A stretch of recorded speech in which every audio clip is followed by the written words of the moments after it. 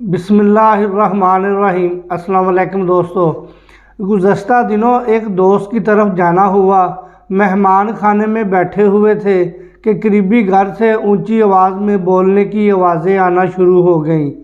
تجسس نے معلوم کرنے پر مجبور کیا اور پتہ چلا کہ ماں اور بیٹے کے درمیان تلخ کلامی ہو رہی ہے۔ بچہ 7ویں جماعت کا طالب علم تھا جو پڑھنے سے جان چھڑوا رہا تھا۔ ماں کی آواز سے اونچی آواز اس کے بیٹے کی تھی۔ اگر ماں ایک بات کرتی تو بیٹا آگے سے 2 باتیں سناتا۔ مسئلہ صرف یہ تھا کہ ماں جی پڑھانا چاہ رہی تھی اور بچہ اس وقت پڑھنے سے انکاری تھا۔ بچہ اگر بدتمیزی کر رہا تھا تو ماں جی بھی غصے میں زبان پر آئی بات روکنے سے انکاری تھی۔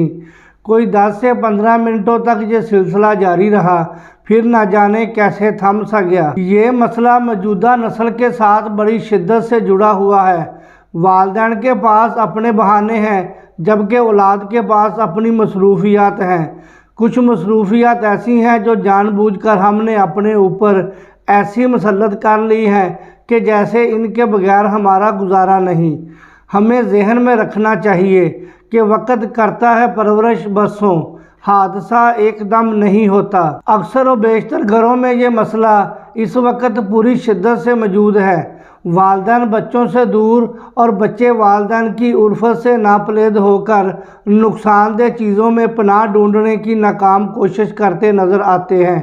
بچوں کے بات نہ ماننے کی وجوہ میں سے ایک وجہ یہ بھی ہے کہ والدین انہیں وقت نہیں دیتے۔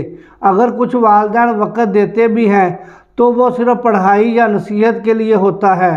ہم نے یہ سمجھ لیا ہے کہ بچہ وہی کامیاب ہوگا جو پڑھ لکھ جائے گا، حالانکہ ایسے واقعات موجود ہیں کہ پڑھائی سے بھاگے ہوئے افراد نے پرسکون اور اچھی زندگی گزاری ہے۔ ہم تربیت کی طرف توجہ دینے کے بجائے کتابوں کو رٹا لگوانے پر زور دیتے ہیں۔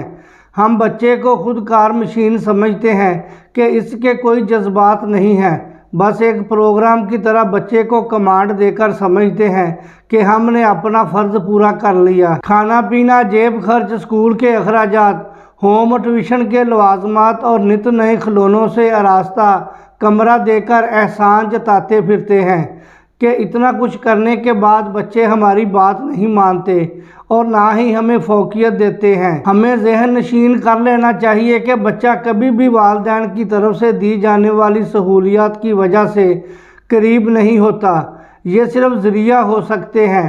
بچہ بچپن سے ہی سیکھنا شروع کر دیتا ہے، بلکہ بچپن میں سیکھنے کا عمل تیز ہوتا ہے۔ بچے نے ہر وہ کام کرنا ہوتا ہے جو وہ اپنے سامنے ہوتا دیکھتا ہے۔ بچے کے سامنے ایک دوسرے کو عزت سے پکاریے، زمانے کی رفتار سے ہم آہنگ ہونے کی کوشش کیجیے اور بچے کی تربیت اس نیز پر کیجیے کہ وہ اپنے کام خود سے کر سکے، اور یہ اسی وقت ممکن ہے جب اسے چھوٹی سی عمر میں ہی چھوٹے چھوٹے کام کرنے کو دیے جائیں۔ جب بچے حد سے زیادہ بدتمیز ہو جائیں تو ہم ماہر نفسیات کے پاس جا پہنچتے ہیں۔ مسئلہ یہ ہے کہ بچوں کی کاؤنسلنگ کروانے سے پہلے والدین کی اپنی کاؤنسلنگ لازمی کروانی چاہیے، بلکہ صرف اپنی ہی کاؤنسلنگ کروائیں تو شاید بہت ہی کم بچے کی کاؤنسلنگ کی ضرورت پڑے گی۔ ماہر نفسیات کے پاس جا کر بھی آپ کا بچہ کیا کرتا ہے کبھی غور کیجیے گا۔ ماہر نفسیات اسی بچے کو قابو کرتا ہے جسے پورا گھر قابو کرنے میں ناکام ہو جاتا ہے۔ وجہ تشدد پسندانہ رویہ اور وہ طنزیہ نظریں ہوتی ہیں جو بچے کو اکساتی ہیں کہ وہ کچھ الٹا سیدھا کرے۔ ماہر نفسیات بچے کے سامنے ایک خالی سلیٹ کی مانند جاتا ہے اور بچے کو موقع فراہم کرتا ہے کہ وہ اپنا سارا غبار لکیروں، ٹوٹے پھوٹے لفظوں اور اد لکھے الفاظ کی شکل میں اس پر لکھ دے۔ جب بچے کا غبار، غصہ اور شکایات ختم ہوتی ہیں تو ماہر نفسیات آپ کی فراہم کردہ معلومات کے خوبصورتی سے، مٹھاس سے اور شیریں آواز میں اس کے دماغ میں انڈیل کر اسے قائل کرتا ہے کہ وہ اپنے والدین کا خیال کیا کریں۔ بس انداز بدلا اور بچے کی وہی بات اپنے فائدے کی لگی جس کی وجہ سے اس نے جانو دل سے اسے قبول کر لیا۔ یہی وقت اگر آپ بچے کو دیں تو وہ آپ کے ساتھ اپنے مسائل بانٹے گا، آپ کو اپنے رویے سے اسے قائل کرنا ہوگا کہ آپ اس کا بھلا چاہتے ہیں۔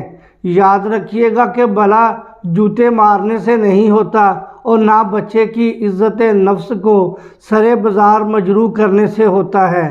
حضرت علی رضی اللہ تعالیٰ عنہ کے قول کا مفہوم ہے کہ دوست کو نصیحت اکیلے میں کرنی چاہیے۔ اولاد تو دوست سے بڑھ کر ہوتی ہے، تو کیوں ہم اسے سب کے سامنے ذلیل کر کے فخر کر رہے ہوتے ہیں کہ وہ بڑا فرما بردار ہے، حالانکہ اگر وہ خاموش ہے تو صرف اس لیے کہ مزید تماشا بنے۔ ذہنی اذیت اور تشدد اسے چچڑا، بد لحاظ اور بدتمیز کر دیتے ہیں، اور بعض اوقات تو بات خودکشی تک پہنچ جاتی ہے۔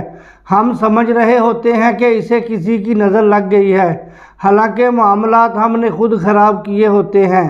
بجا کے نظر کا معاملہ بھی ہے، لیکن اس سے ہٹ کر بھی بہت کچھ ایسا ہوتا ہے جو ہمیں اپنے آپ میں بہتر کرنا ہوتا ہے۔ ہم نے پتہ نہیں کہاں سے ایک ہول چڑھا لیا ہے۔ اپنے اوپر کے بچوں کے ساتھ ہنسی مذاق نہیں کرنا، ان سے ہنسنا نہیں، انہیں اپنے ساتھ باہر نہیں لے جانا، اور نہ ہی ان کے ساتھ دوستانہ ماحول رکھنا ہے۔ ہمیں رعب و دبدبے میں رہنا ہے تاکہ وہ سدھر کر اپنی دنیا بنا لیں۔ تو جناب، معذرت کے ساتھ آپ اپنے بچے پر ظلم کر رہے ہیں، اسے لطف اندوز ہونے دیجئے، اپنے ساتھ کھیلنے دیں اور اسے اپنی عمر کے کام کرنے دیں تاکہ وہ سمجھ سکے کہ تجربات سے کیسے سیکھنا ہے۔ غلط اور صحیح کا فیصلہ کرنے دیں، آپ بس نظر رکھیں تاکہ ان میں احساس پیدا ہو۔ خدا را اپنے بچوں کو وقت دیجئے تاکہ وہ آپ کی بات سنیں اور اخلاقی پستیوں میں گرنے سے محفوظ رہ سکیں۔ بہت شکریہ دوستوں، مجھے اجازت دیں، اپنا خیال رکھیں۔ اللہ حافظ۔ السلام علیکم ورحمۃ اللہ وبرکاتہ۔